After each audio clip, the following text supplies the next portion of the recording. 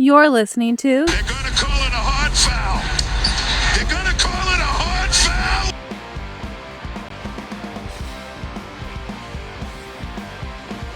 Hot Foul listeners, I'm Jim Quigley again here with my brother Mike, but today we got a special episode as we have Kyle Nash all the way from Orlando, Florida. You are from Orlando, right, Kyle? I And he's am. I am. I listen. I spent a lot of time at the Kia Center. I was there the one time the Magic beat the Celtics this year. I'm even forecasting the end of the year what I think is going to happen. I get it. Tatum was out. I know. I'm not being that guy. But yeah. So yeah, man. I'm. What is it? 20 minutes from the Kia Center. So there you go. there we go. And you're the host of the Duval Dive, a Jacksonville Jaguar podcast, but we also cover the Magic. And we can hit on the Patriots Jaguars draft at the end of the show if you want. But and he's a cousin of ours for the Fan First Sports Network. So, collaborating here. So we're happy to have you, Kyle. I don't know if you want to talk a little bit about yourself, your podcast, and all that fun stuff. Well, sure. Yeah. I mean, first of all, I'm Greek, so anybody who I'm tight with is a cousin. That fits. Yeah, of course, I do a lot of work as a student of the game. That podcast is normally where I talk NBA and other stuff. I'm kind of in between episodes on that. I also here in the Orlando area, cover UCF for college football. So Big 12 action there. A lot of basketball going on. For the few people that are watching Fox's Crown tournament, UCF moved on to the second round of that. So make sure you check out those articles too, blackandgoldbanneret.com, as well as the Night Shift podcast and YouTube channel there too. So a little bit of college sports for you too, guys. I do a lot of stuff. Well, you're a man of you're a Renaissance man with when it comes to podcast and sports coverage, huh? Just covering everything from college football, basketball, professional hoops, professional football.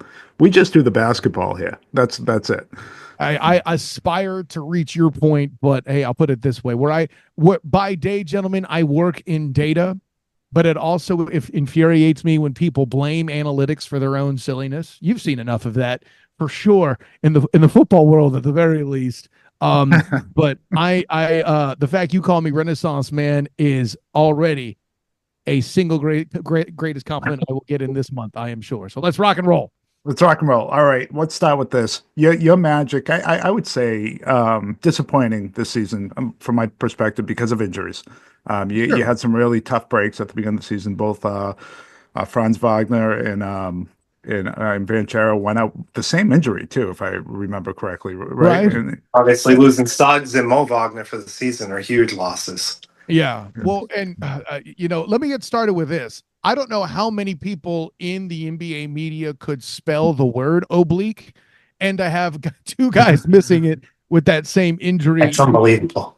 It's just, awful is only where it begins to happen too. And I find it funny that Paolo gets hurt this close to Halloween because there was nothing scarier. Like, you didn't have that bad of a dip for the Magic until after the All-Star break with the home skid, where they lost to the Raptors twice, not back to backs because there were 2 nights in between, only then 2 days later to lose to the Bulls. Like, I wrote an article recently on Fans First Sports Network about 3 games that the Magic could wish they had back.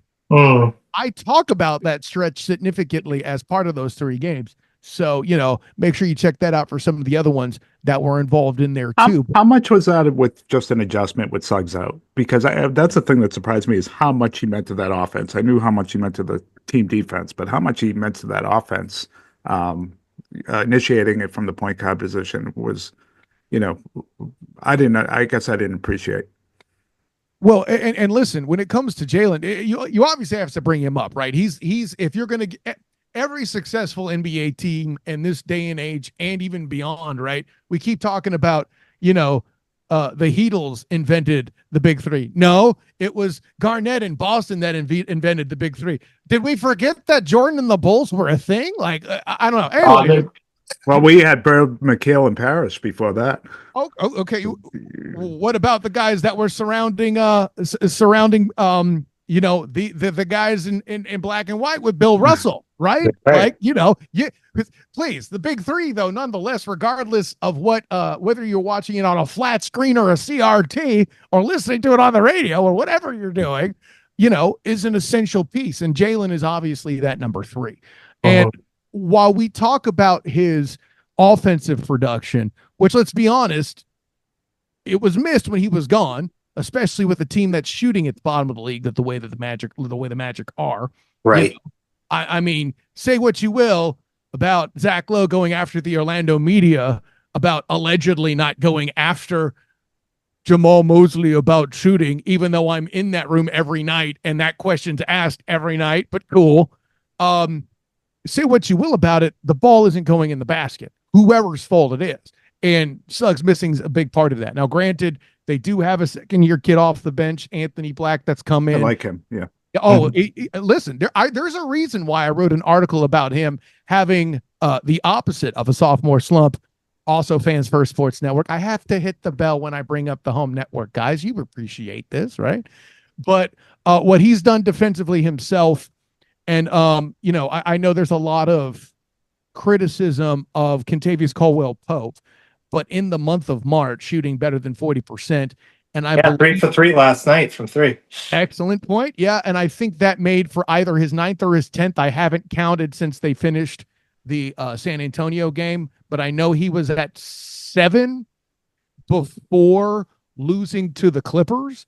So I made it to 9, made it to 8 rather, against the Spurs, but that technically isn't the month of March. So, there's that. The math has to math, guys, is what I'm saying. But not only did he have that many double-digit games, shooting over 40% from 3, he was actually it's not that he's getting utilized more, he's just connecting on them more. But I heard the implication that Jamal Mosley's the issue. He's running this antiquated offense. What I see, fellas, is dudes get open, they brick the shot, and that ain't on Mosley.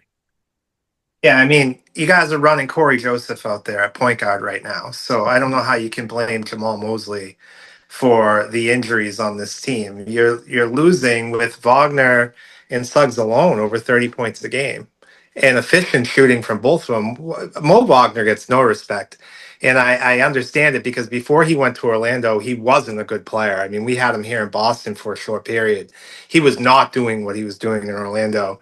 And he would come into the game and fill it up. And that would surprise me. Every time we would play Orlando, the Celtics would, this guy would come in and put up 12 points pretty quickly and be like, where was this guy when he was in Boston? So I would agree. Mosley was basically coach of the year last year. I don't know if he won it, but in my mind, he was the best coach in the NBA last year, getting what he got out of that team.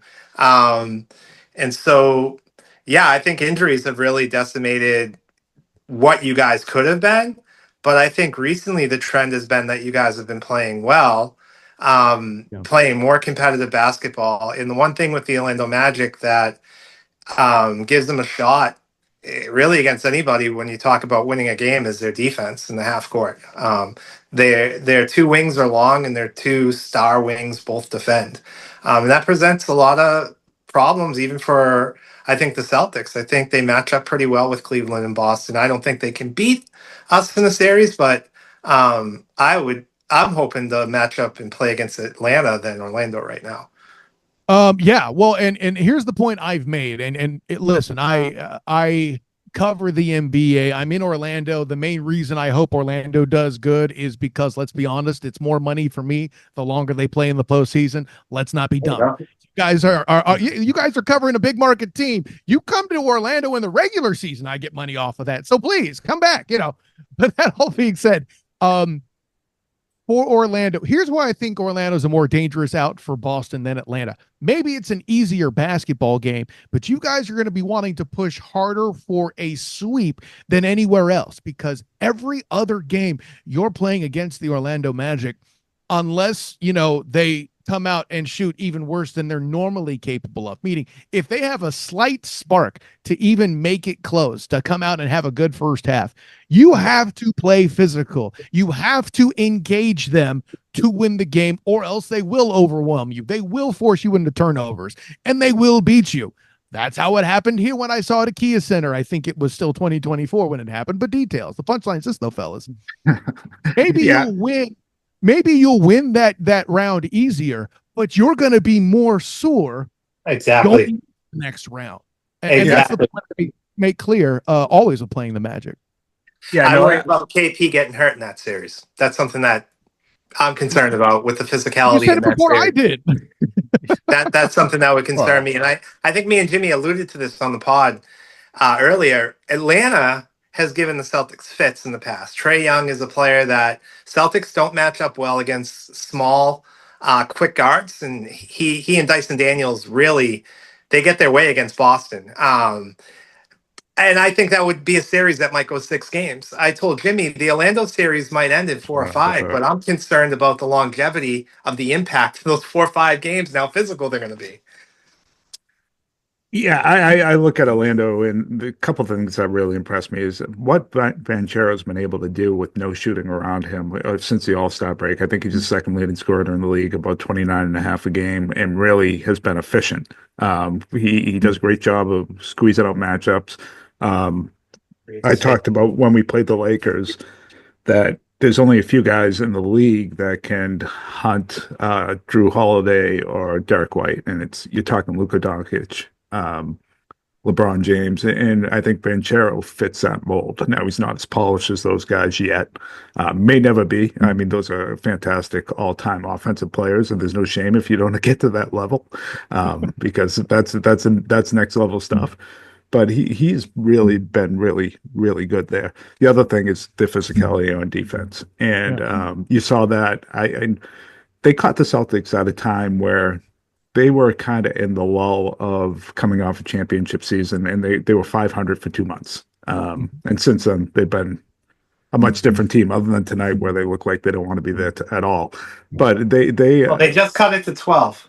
but they have the ability, Orlando, to make it difficult, like you guys said. And I think they have the ability to play physical. They match up pretty well defensively against these guys. I think what Orlando's problem would be, and Kyle, I'd love to hear if you agree, is I Orlando, they rely a lot on isolation off of Banchero and getting Wagner going that way. Celtics, that's how they play defense. If you slow it down against the Celtics, you're playing right into their hands. You have to play fast on offense against the Celtics. You have to try. You're not going to win a playoff series against this rendition of the Celtics with as much talent, size, and versatility that they have by thinking you got to try to out defend them for 4 games. You need to score, and that's probably the biggest issue for Orlando, I think, in the series against the Celtics. I'll see that and raise you this, Jim. Like, I feel like everything you said, and it's so perfect because you know who you sounded like. You sounded like Paolo Banchero on why the Clips were able to hold them below 90 on Monday night. That was exactly what he said, is he kept it slow. They kept it slow. They played right into their hands. I think when I see, first of all, I'm assuming Cole Anthony will be back for a playoff. And he's back now, right? Yeah. I know he was training better. I don't remember if he went out or I didn't. He played last night. Yeah. Did he? Okay. Yeah, I hadn't had a chance to check. So thank you for telling me. He's another random Celtic killer. Yeah.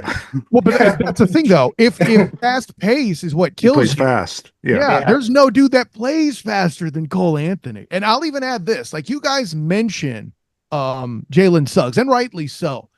But what Paolo talked about in the off season was needing a table setter. And say what you will about, Corey Joseph running the point. He had at least 3 double-digit nights I can think of off the top of my head. So he did his job to a lot of extent, filled in very nicely. He's a pro.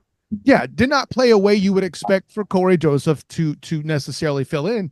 But the numbers were there, But yeah, that I expect a 20-point Cole Anthony game.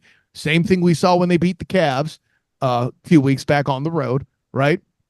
I expect the Magic to have more threes than their other team, meaning, and the reason why I put it that way, that means not only are they hitting theirs at a reasonable clip, the perimeter defense is actually doing their job and holding another team from making it from 3. And I think those things alone, you always assume, well, let's put it this way, Paolo and Franz average, 40 or 50 a night anyway. In the article I wrote about what the Magic need to do to win each night, I only look for 35 from Wagner and Banchero combined, so long as they have 2 other players that'll get double digits. We mentioned Cole Anthony. The other one I would assume would be either Anthony Black or Contavious Caldwell Pope from 3, right? Yeah, or those. Wendell Carter getting cheap points, which I think he's a tough player too. I just want to mention about Pablo because Jimmy brought him up. One of the things that I've noticed about him, I actually got to see him live last year, and I had like really good seats. He creates space for He's himself. huge. He's That which is huge. like one of the hardest skills to do in the NBA is to create space for yourself.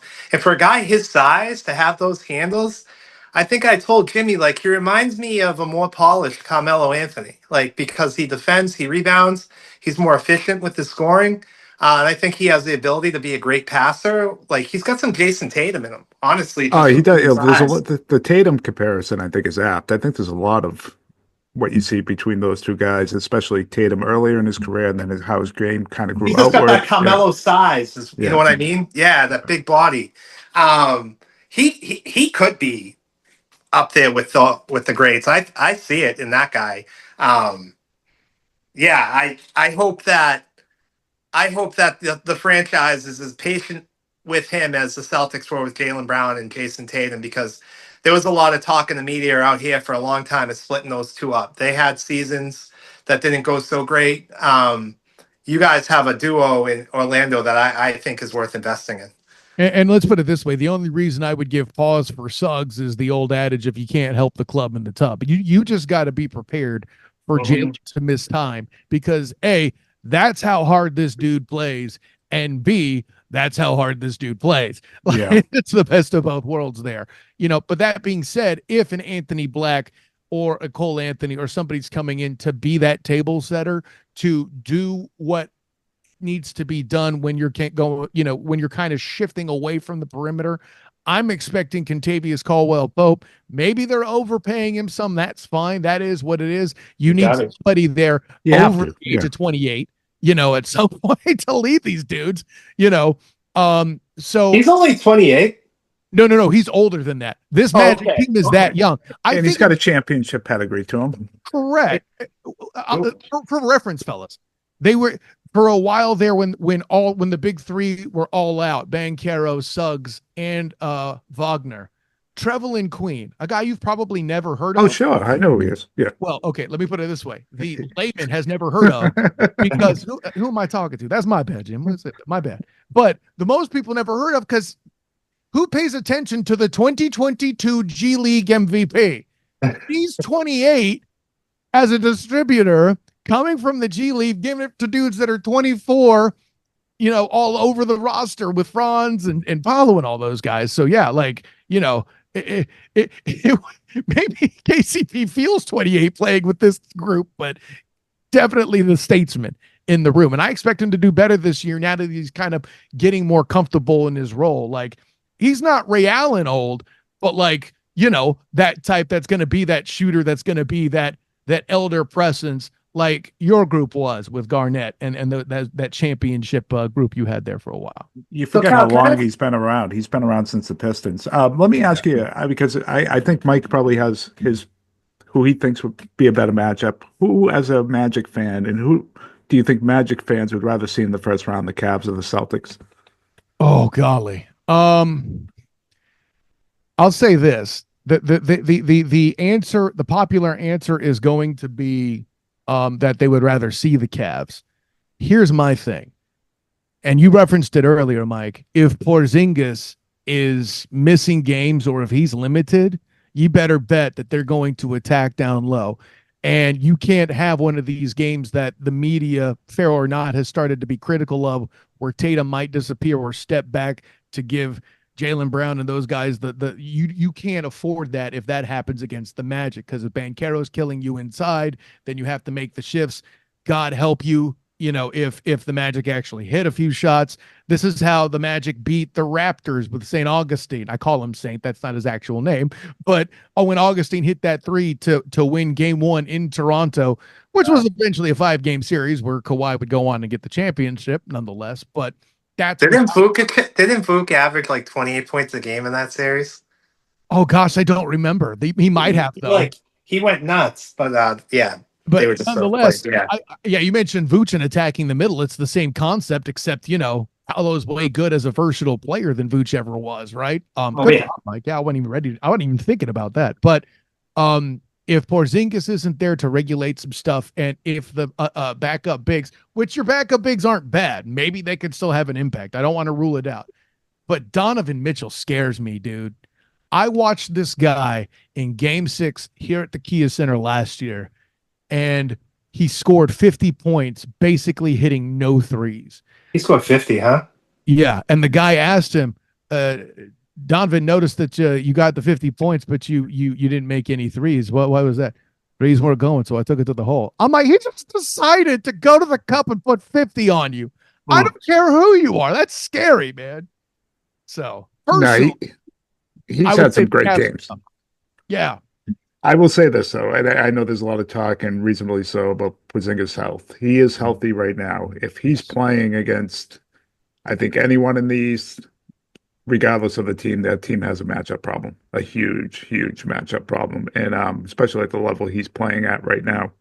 And I would say, this is just my perspective. I think I would want anyone other than the Celtics if Porzingis is a go. If, I agree. Any team in the NBA. I actually think OKC could beat the Celtics potentially. So, but that would be my take with Porzingis.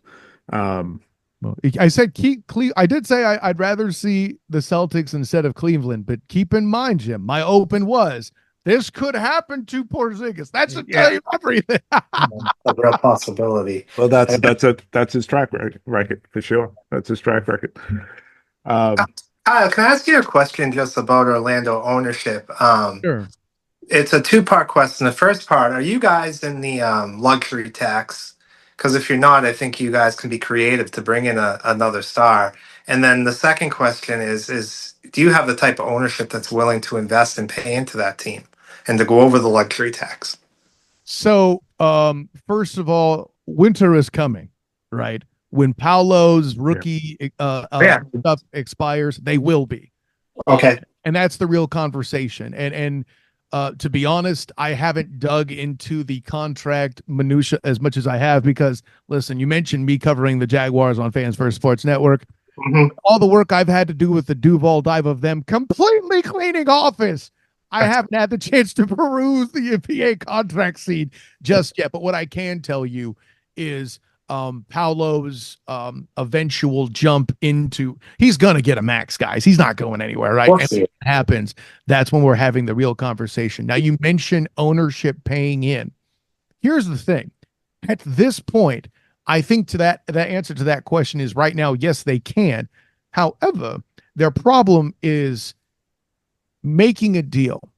This is twofold. Like, if you've heard anything in media, forget about just Orlando, in the state of Florida. I was even on a radio show in Jacksonville, 1010XL, that was talking NBA and asking me about Magic ownership making a move at the trade deadline and how they didn't do that and what that meant. First of all, the Magic not making a move at the trade deadline told you ownership was already putting out a flyer for this season.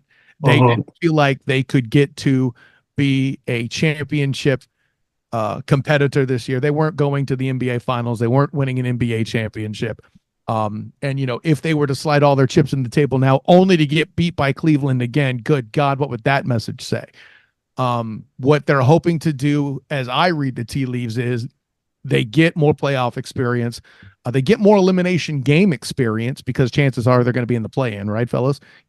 So they get that.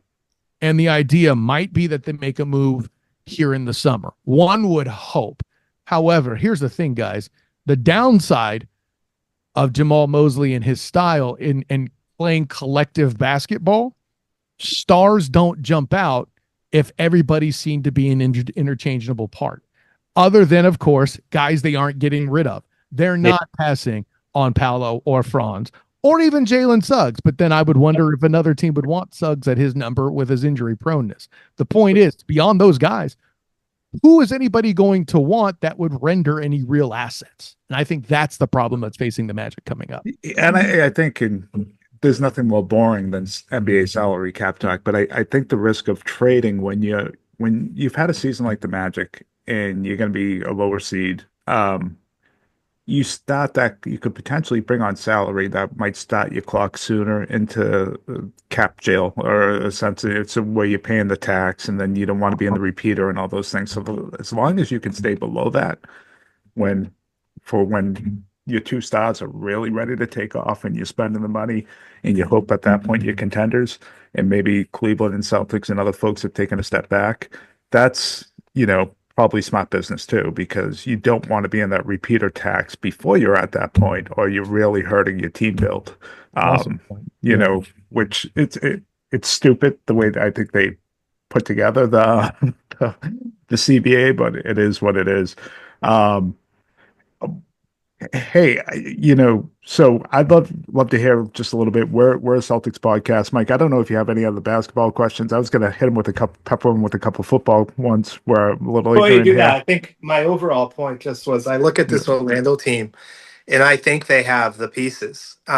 Even discounting Suggs not being there, and if he's not available, I think that they're a couple shooters away and maybe uh, a better center from being a legitimate contender in the Eastern Conference. I thought going into this season, quite honestly, that they were a top four seed. And I think Yeah. when we were doing our preseason podcast, Kim, my thing with Orlando was with all the moves they made, I still don't think they have enough shooting. And that was my thing. And I was like, I don't know if they have that true center inside.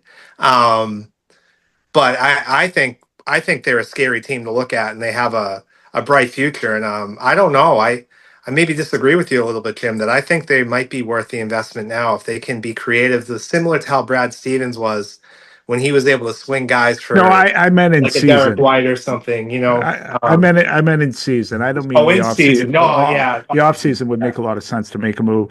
yeah. I feel the same way, Mike. I felt like, and Kyle, I think your article is perfect for this. If they were in the sixth seed going up against the Knicks, I think I the think Knicks are Orlando.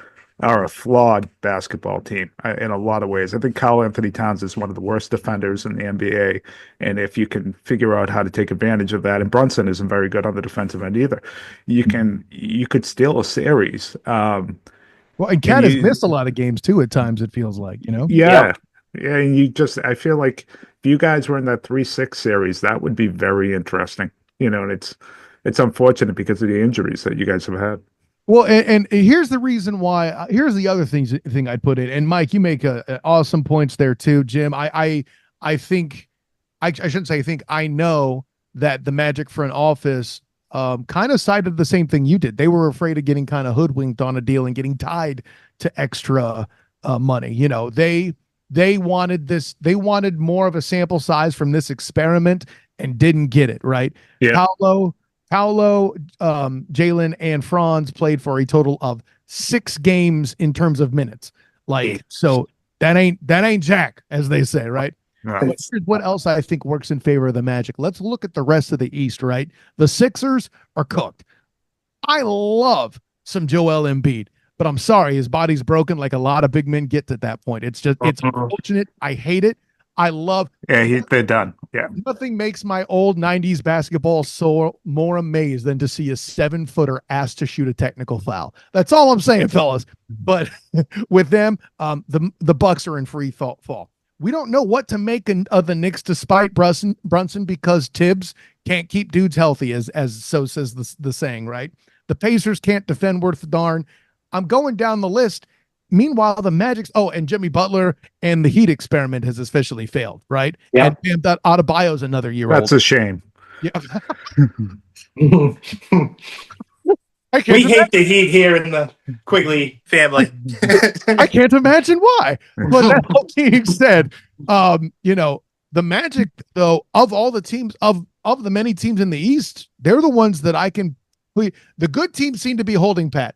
The only other one besides Cleveland that feels like an upward trend, or in Cleveland's case, the challenge will be can they maintain, right? Are the Magic really? So, if they can find a piece, of course, the answer is if they can find a shooter.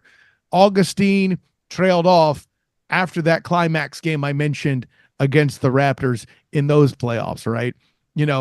Unless, and the other good thing is they're all young players. If Anthony Black can develop into a consistent shooter, if they can get that rolling, Contavious Caldwell Pope gets comfortable again next year, and they have that outlet. And then after that, once his contract's off the books, can they bring in another shooter? Can they draft a great shooter?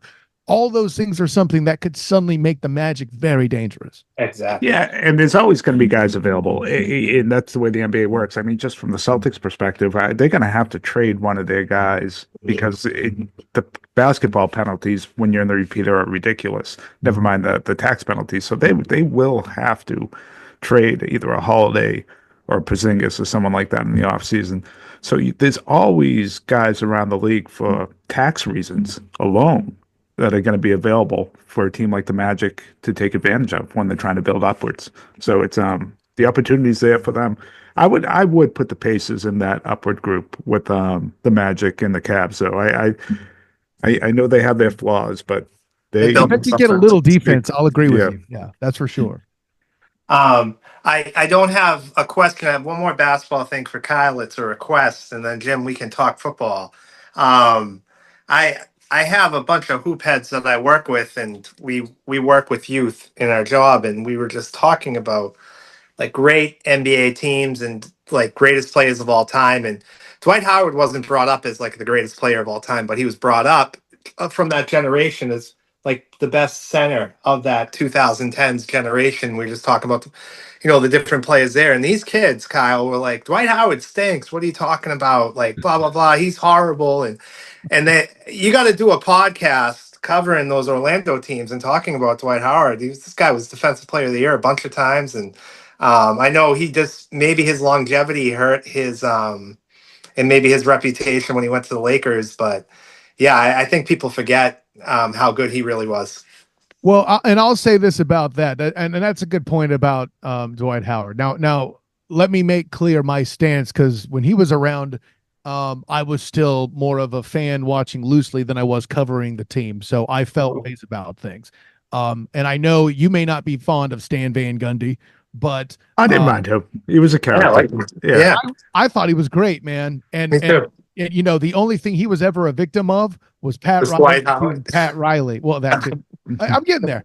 Was Pat Riley being Pat Riley and being like, yeah, you got to the Eastern Conference Finals, but you know what? I'm going to go win the championship. And then he does it. Good God. But you mentioned Dwight Howard. Hey, I was a member of the crowd that was pro Stan and called him Dwight Coward and all of that. However, and here's the take that I think was best. And I heard it here on local radio from Nick Anderson, right? The Nick Anderson, founding player, star, for the Magic. And now he's the one that picked Jordan's pocket in the playoff game way back when, right? On Jordan's correct. return. Yeah. And he missed the free throws. Yeah, that's also what he's known for. But Nick went on morning radio here at the Orlando Sentinel's Mike Bianchi and said that Shaq may be a better Hall of Fame NBA basketball player, but Dwight's numbers in Orlando can't be denied. He is Orlando's GOAT. And that's real hard to argue with, especially when he came out too at his speech where they dedicated him in the Magic Hall of Fame, where he himself acknowledged that Dwight Howard isn't Dwight Howard without Stan Van Gundy. And the way that offense in those finals that they did play against the Lakers went through him, anybody that was prominent shooting. Jameer Nelson became a big name with that organization because he was throwing a ball to Dwight, not because Jameer Nelson was particularly. Oh, he didn't. That was Turkalute on those teams. Mikhail Petrus. There was a lot of talent on those, and they went far. And they went really far. They made a finals, and I think went to 6 against the Lakers. Right? Do I have that correct? I think so. I think you do. Yeah. Yeah. And that was all anchored by Howard. As much as I called him Dwight Coward and all of that, I would be more than happy to drop some knowledge on your youth there to let him know. You can say what you will about Dwight Howard, but he did not stink. No, he didn't. No, he didn't. I was stunned by that, and I was thinking that they know like the 2020 post Dwight Howard. They didn't actually see him play. Even when he was on the Wizards, he put up like 15 and 15 a game. Like the guy, his whole career, the league changed, and I think it kind of zeroed out centers like him. But during that time period, yeah, he played the Celtics tough, those KG teams. So sure. Yeah, I just wanted to bring that up, Jim. You want to talk football? I'll hand it over to you. You know how I feel. I think no matter what, the Patriots are going to stink. So I'll just sit and listen. Well, so I got a Jacksonville only question, then I got a Jacksonville Patriot related somehow question. But Fire so the away. Jacksonville only question. Trevor Lawrence. Has Yes. Trevor Lawrence issues been Trevor Lawrence's issues, or they have been Jacksonville Jaguars coaching staff's related issues with Trevor Lawrence, or is it somewhere, is the truth somewhere in the middle? The answer is B and D, front office. Just the complete, what's his word, negligence by Trent Baalke, who is now gone, by the way, to properly foster Trevor Lawrence. Isn't Jim Irsay and Andrew Luck bad? But it's close. Okay. First of all, everybody seems to forget that, in my opinion, call me biased because I went there every week. It was my first credentialed year with covering the Jacksonville Jaguars. Urban Meyer being his rookie coach was problematic. Okay. You just threw away a year.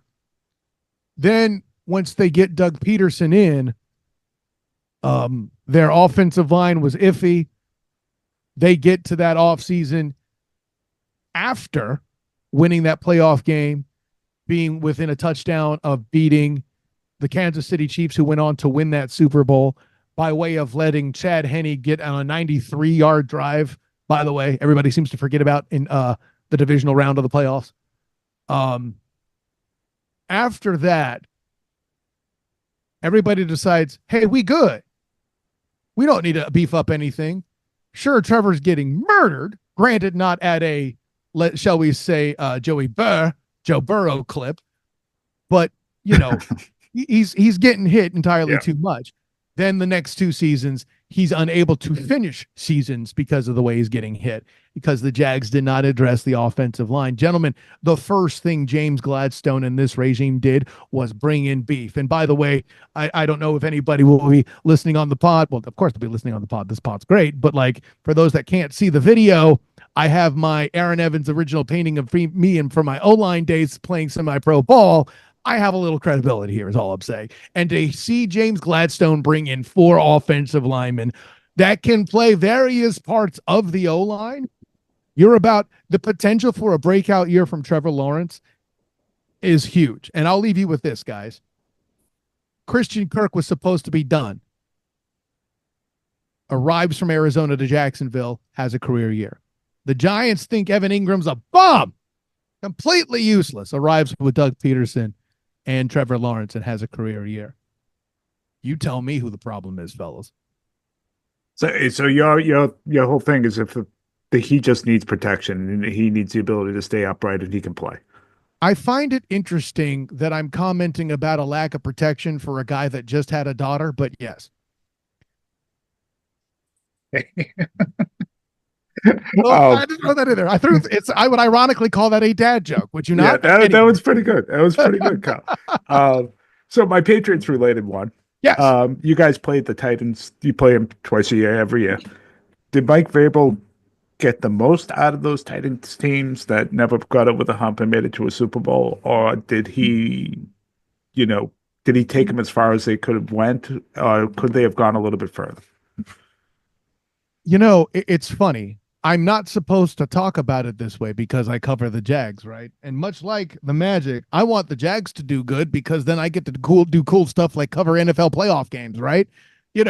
But I mentioned that 2022 season, 2023 playoff game, right? That 2020 season where they go down big, and after the half, the Charger and the Jags. That was a great game. All of that, yeah. Right? I was down in Vegas for that. It was awesome. Yeah, I think that's certainly my best pro experience in a press box, but I digress. The punchline's this, fellas. The game leaning into that was in itself for the division.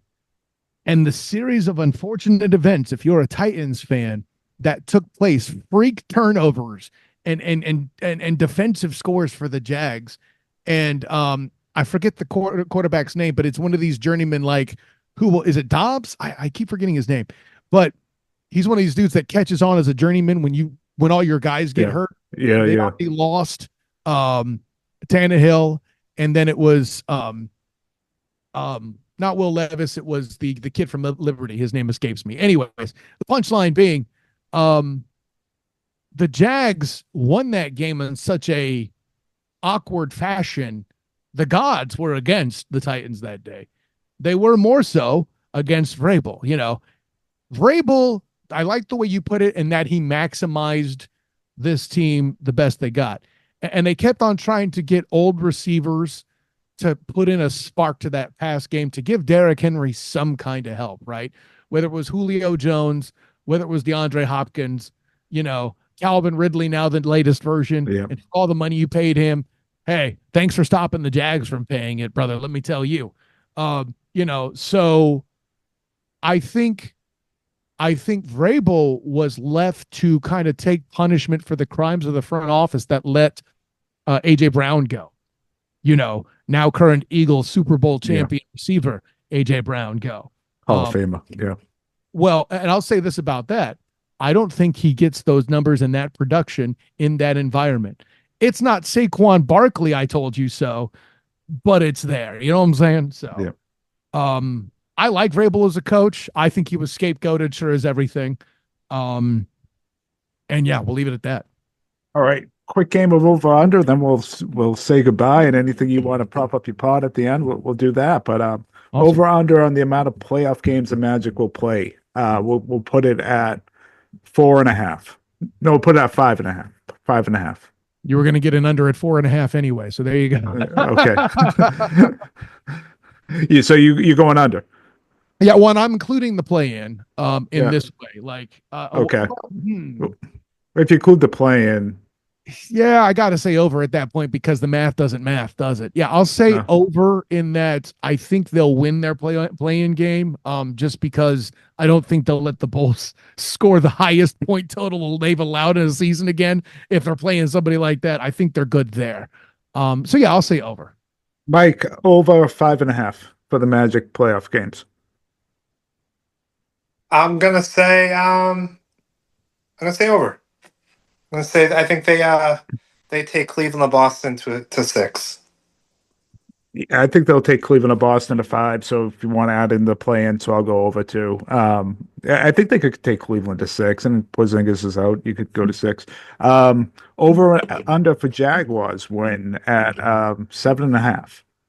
Yeah, I saw this too, and I'm gonna do a pod about this a little bit more in depth soon on the Duval Dive. Boy, howdy. This is not an easy one, but I do think it's very interesting today. Not having seen the draft, I feel like the Jags are the one team in the AFC South that's trending up. Everybody else feels like they're taking a step back, especially with the Colts quarterback situation being what it is. I don't believe in Will Levis and Cam Ward. Everybody, not enough people are talking about Mario Cristobal in Miami's assuming they draft him, of course, is talking about Miami's protection in O-line and what they did there. That being said, golly, over feels, if it was 6.5, I'd say over. I'll put it that way. Today I will say over, but I reserve the right to change my mind. I'm going to pass. I have no idea. So I'll leave it at that. I'm going to pass. I'm going to go over. Hey, I'm going to go over. That division stinks. They can bounce back and win 8 or 9 games. Absolutely. Get that kid some protection. They got some good they got great young wide receiver there. So yeah, I'm gonna go over.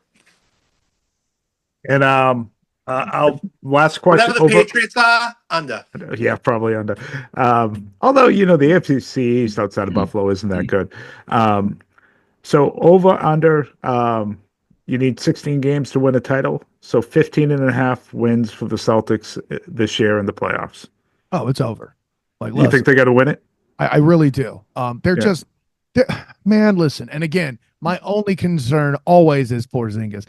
I enjoy Porzingis' game. I don't even know what to add to that. I don't know who the West is going to send because it's a cluster and it's a dust up. And it's obviously the superior conference. The good news is I don't think you'll see Porzingis again, or excuse me, Joker again anytime soon coming out of there. I don't think so either.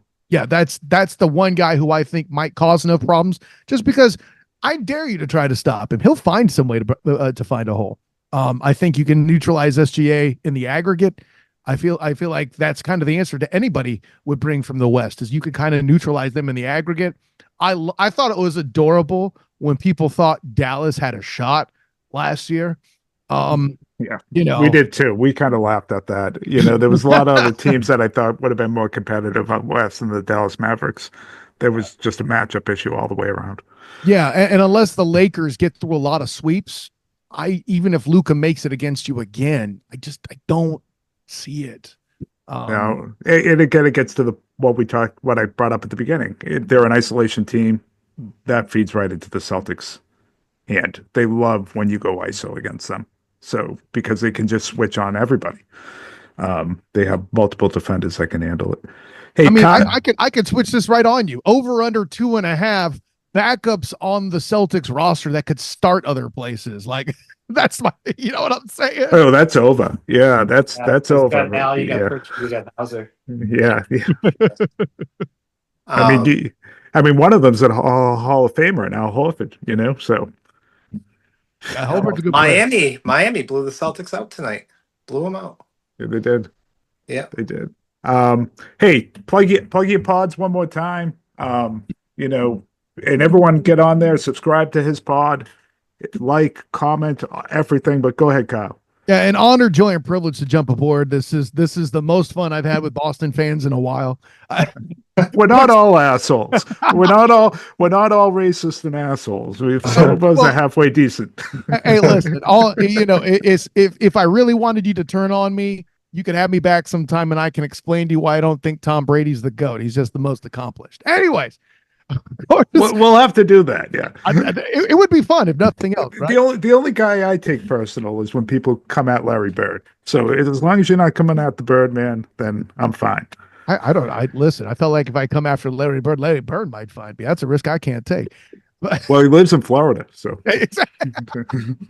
So, guys, an honor, joy, and privilege to jump aboard tonight. Of course, I'm Kyle Nash, the student of the game. You can find me on Twitter, Instagrams, Thread, and Blue Sky at the SOTG. That's for the student of the game. Of course, find me as a student of the game on Facebook. Check out my writings with the Fans First Sports Network, serving the Duval Devout by covering the Jacksonville Jaguars, as well as writing about the Orlando Magic. Check out my work as well, covering the UCF Knights, football, basketball, and otherwise on the blackandgoldbanneret.com. Also doing their podcast, Night Shift, the Night Shift podcast, also on the Night Shift YouTube channel. Make sure you check that out. Make sure you check out the Duval Dive podcast as well. That's where I do my Jacksonville Jaguars action with Travis D. Holmes of Big Cat Country as part of the Fans First Sports Network as well. And make sure you head over to the Duval Dive YouTube channel. We're trying to grow that beast there. We're coming up on 400 or 500 subs there, on the way to 1,000. That would be awesome to do that. And hey, listen, as Travis keeps telling people, get it while it's free. Y'all jump in there. Well, hey, thanks so much for joining us.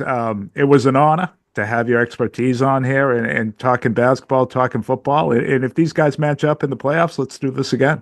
Absolutely. Yeah, that was a lot. And as I like to tell all my people as the student of the game, for me, it was an honor, joy, and privilege. But until next time, everyone, class dismissed.